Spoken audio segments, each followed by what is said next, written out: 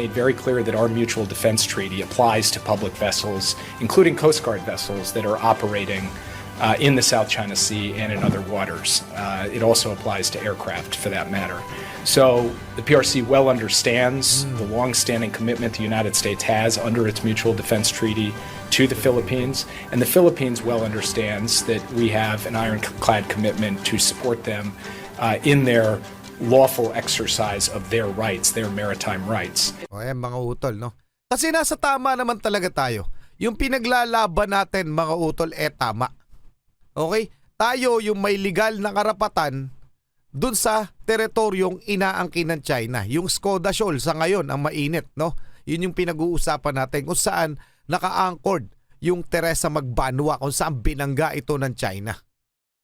At pilit nilang pinaalis dahil nga raw kanila yung lugar na yon. Ngunit diniscuss yan ng pagka-meeting ni Jake Sullivan, itong National Security Advisor ng US, na ipag-meeting sa kay President Xi Jinping, at sinabi niya yon. Ito, sa statement niya, sinabi niya na may invoke ang Mutual Defense Treaty namin with the Philippines kung aatakihin niyo yung barko niya mga yan at o kaya aircraft. So napakalinaw yun. At sabi nga niya, according sa kanya, kakasabi niya lang, nauunawaan daw yun ng China. So sa madalit sabi, hindi talaga gagawa ng aksyon o etong China, pero wag tayo rin siyempre magpaakampante. Baka naman biglaan tumira. Kaya niyan. Paano yan? Binangga na tayo. Anong gagawin natin? Mga karunungan, kaalaman, teorya, kasaysayan, hiwaga at mga bagong tuklas. Alamin natin. Alamin natin. Kamakailan lamang mga utol ay nag-meeting ang US National Security Advisor na si Jake Sullivan at ang presidente ng China na si President Xi Jinping. At ilan sa mga napag-usapan nila doon ay tungkol sa dispute sa West Philippine Sea o yung tungkol sa girian ng Pilipinas at ng China. Pero bago tayo dumako doon, panoorin muna natin itong featured video mula kay Melvs Castle. Ayan.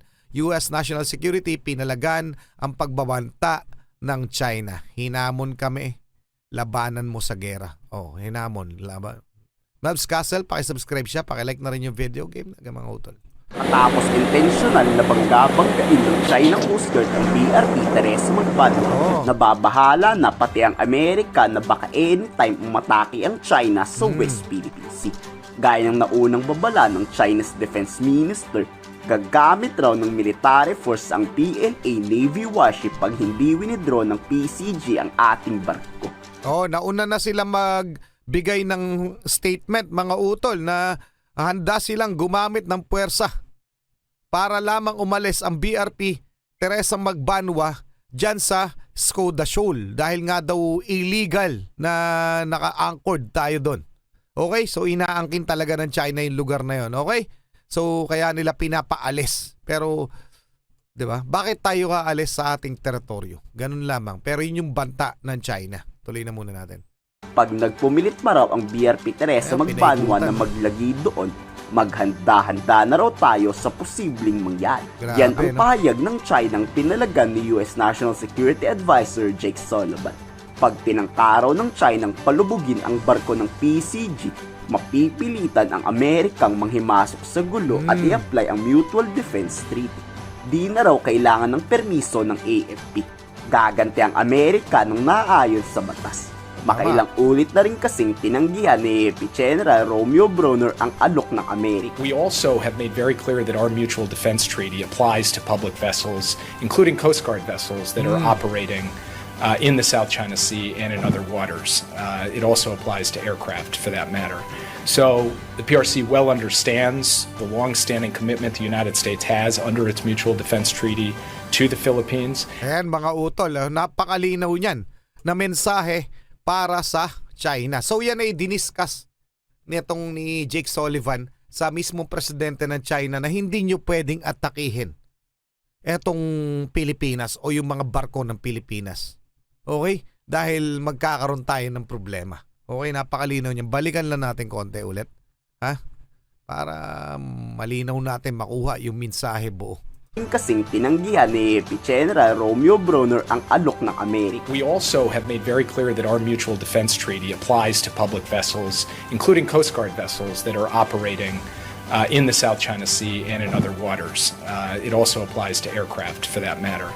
So the PRC well understands the long-standing commitment the United States has under its mutual defense treaty to the Philippines, and the Philippines well understands that we have an ironclad commitment to support them in their lawful exercise of their rights, their maritime rights. O ayan mga utol, no?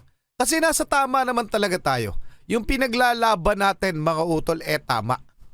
Okay? Tayo yung may legal na karapatan dun sa teritoryong inaangkin ng China. Yung Skoda Shoal sa ngayon ang mainit, no? Yun yung pinag-uusapan natin kung saan naka-anchored yung Teresa Magbanwa, kung saan binangga ito ng China. At pilit nilang pinaalis dahil nga raw kanila yung lugar na yon. Ngunit diniscuss yan ng pagka-meeting ni Jake Sullivan, itong National Security Advisor ng US, na ipag-meeting kay President Xi Jinping, at sinabi niya yon. Ito, sa statement niya, sinabi niya na may invoke ang Mutual Defense Treaty namin with the Philippines kung aatakihin nyo yung barko niya mga yan at o kaya aircraft. So napakalinaw yun. At sabi nga niya, according sa kanya, kakasabi niya lang, nauunawaan daw yun ng China. So sa madalit sabi, hindi talaga gagawa ng aksyon o etong China, pero wag tayo rin siyempre magpakakampante. Baka naman biglaan tumira, kaya niyan. Paano yan? Binangga na tayo. Anong gagawin natin? Diba? Pero violenteng pag-atake kasi ang inaantay natin para ma-invoke yung Mutual Defense Treaty. Okay? Pero nakahanda yan, na malinaw, nakahanda ang US na ipatupad ang kasunduang iyon kung sakali mang magloko itong China. Ano masasabi nyo dyan mga utol? Pa-comment, tuloy na muna natin. Inakusahan naman ni Chinese Ambassador Wang Zhilian ang Amerika at iba pang mga bansa na itigil na ang pagsuporta sa illegal na gawain ng Philippine Coast Guard. Kaya raw yumayabang ang Pilipinas inuudyukan ng Amerikang palalain pa ang mga sitwasyon. Pero di lang naman Amerika ang kumundi na. Pati ang Japan nagpahayag na rin ng suporta. Kahit ang Taiwan na kaaway rin ng China pumalag na. The United States and some other forces push nothing but chaos in the South China Sea. Bakit kaya ayaw pa ito palayasin? Ito yung ambassador to the Philippines, no, ng China, si Wang Zhilian. Bakit hindi pa ito palayasin sa Kasi wala naman tong dapat peacekeeper to, no, peacemaker. Pero dapat ito palayasin na natin sa Pilipinas, yung totoo.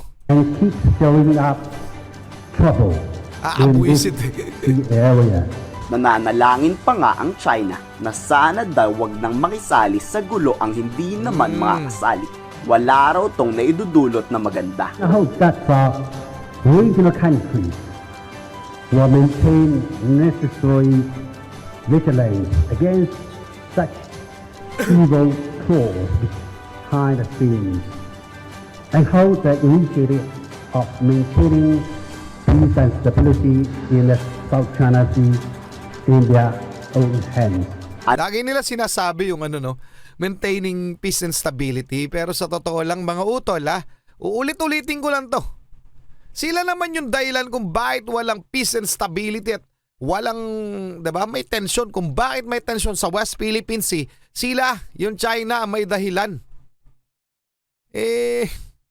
Kung umaalis sila sa territory natin, wag nilang angkinin. Di may peace and stability. Tapos ang issue. Pero hindi diba? Gusto nilang angkinin yung teritoryo natin, lumalaban tayo. So nagkakaproblema. Ngayon isinisisi pa nila sa ibang bansa dahil kinakampihan tayo. Bakit hindi tayo kakampihan? Tayo nasa panig ng tama. Diba mga utol? Puro kalokohan lang itong mga to diba? Nakakabwisit na Tuloy na muna natin. Paki-comment ang inyong opinion. Ano kayang magandang gawin dito sa Chinese Ambassador? Pero kahit anong panawagan pa ng China na huwag manggulo ang US, handa ang Amerikang depensahan ang Pilipinas. Ang tanong, handa ba kaya ang mga Pilipino kung magkakagulo na? Kayo, handa ba kayo? Handa ba kayo ipagtanggol ang ating inang bayan, mga utol? Ayan eto bago pa tayo magpatuloy, gusto ko lang Tinangkang umikot ng BRP Teresa gusto ko ipakita sa inyo ito, yung pinalibutan tayo ng China Coast Guard, itong Teresa Magbanua ha. Ayan mga utol, pero ayon sa ulat, okay, mula sa UNTV News, BRP Teresa Magbanua mananatili sa Sabina o Skoda Shoal sa kabila ng pagbangga ng China Coast Guard vessel, okay? Magbanwa sa Sabina o Skoda Shoal nitong Sabado ng umaga. Ngunit nang mamonitor ng mga Chinese vessel ang paggalaw ng BRP Teresa Magbanwa, lalong dumami ang mga nakapalibot Dami. ditong barko ng China. Ayan grabe Ang Chinese Coast Guard Vessel 5205 na ito mula sa ibang lugar agad dumating sa Skoda. Sa video, makikitang nagsagawa ito ng dangerous maneuver laban sa PCG vessel na nagresulta sa direktang pagbangga nito sa port bow ng barko. Talagang inaano tayo, Pero yan lang kaya nilang gawin mga utol. Pero sa totoo nga lang, tayo nga lang yung laging parang, laging na, ang tawag doon? Dehado sa ginagawa nila. Hindi tayo gumagawa ng hakbang para gantihan sila. Kasi yun naman ang gusto nilang mangyari. Okay? Para lumabas tayong mali. Pinalalabas nila tayong mali. Pero hindi tayo gagawa ng mali. Kapag gumawa lang sila ng violente, yun na, magkakandaleche-leche na yung mga yan. Kaya alam rin nila yan. Ayan. Pagkalipas ng ilang minuto, umikot ang Chinese Coast Guard vessel at tinumbok ang starboard quarter ng barko ng Pilipinas. Gago talaga Sira ang plan nila. Oh. Muli itong umikot at bumalik at binangga naman ang port beam ng BRP Teresa Magbanwa.